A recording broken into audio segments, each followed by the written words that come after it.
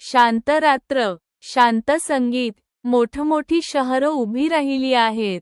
पण माणूस कुठेतरी हरवला आहे. टागोर एक मोठा प्रश्न विचारतात. राष्ट्र खरोखर जिवंत असतं का? लोक जिवंत असतात. त्यांना भावना असतात, स्वप्न असतात, संस्कृती असते. पण राष्ट्र म्हणजे संघटना असते. शक्ती आणि सत्तेची संघटना असते.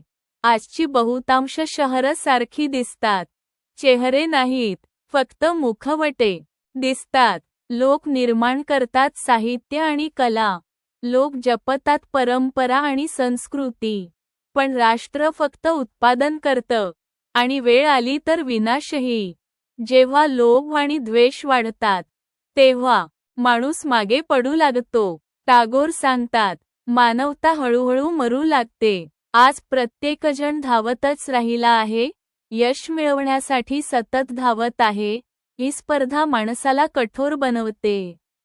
मनातील कोमलता नष्ट करू लागते. प्राचीन भारतात व्यवसायांना मर्यादा होत्या. माणसाकडे स्वतःसाठी वेळ होता. तो कला शिकू शकत होता.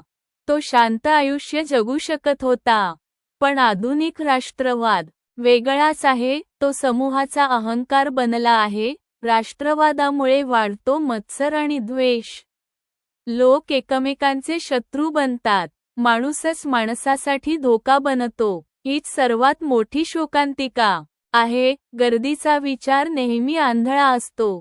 गर्दी भावना वापरते, विचार नाही. राजकारणी या भावनांचा वापर करतात. लोकांच्या मनात भीती निर्माण करतात. शाळा आणि वृत्तपत्रे वापरली जातात. द्वेष पसरवण्यासाठी वापरली जातात. गर्दीत असलेला माणूस विचार करत नाही. तो फक्त भावनांनी वाहत जातो. त्याची नैतिकता धूसर होत जाते.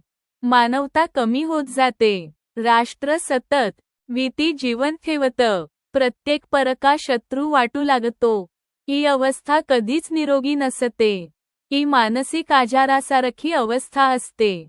लोकांना शिकवलं जातं सतत, राष्ट्र सर्वात मोठं आहे आणि हळूहळू माणूस लहान बनतो. त्याची माणुसकी हरवते. स्वार्थालाच देशभक्ती म्हटलं जातं. हिंसेलाही विजय समजलं जातं. धर्माचाही वापर सत्ता वाढवण्यासाठी होतो, मानवतेसाठी नाही. टागोर एक गंभीर इशारा देतात.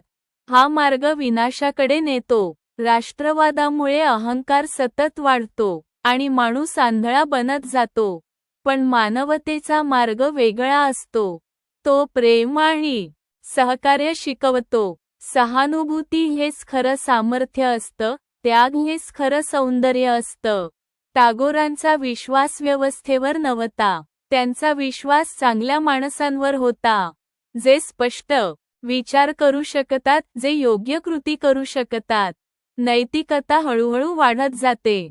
झाडाच्या मुळांसारखी वाढत जाते आणि शेवटी जिंकते मानवता. जिंकत नाही आंधळा राष्ट्रवाद. समाप्त. धन्यवाद. अशाच नवनवीन कथा ऐकण्यासाठी आपल्या YouTube चॅनेलला सबस्क्राईब करा.